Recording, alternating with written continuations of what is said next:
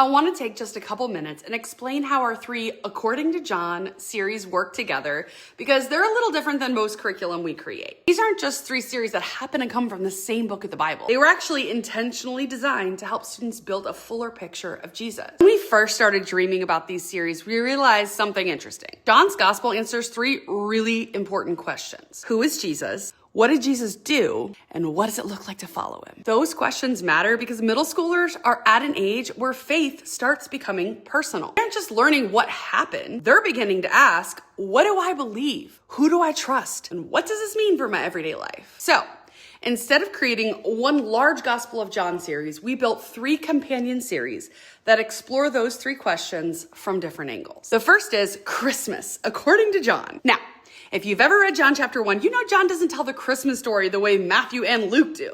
There's no manger, no shepherds, no wise men.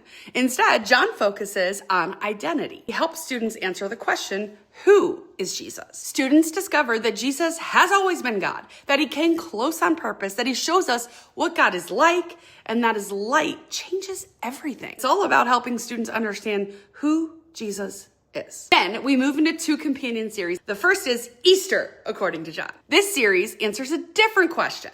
What did Jesus do? Students will investigate John's eyewitness account of Jesus' arrest, crucifixion, resurrection, and the restoration of Peter. Through the evidence board and case file framework, students will examine the evidence for themselves and discover that love led Jesus to the cross, that Jesus gave his life so we could have life, and the empty tomb changes everything. Last, Jesus restores what shame tries to ruin. Then we have Following Jesus, according to John. This series answers the third question.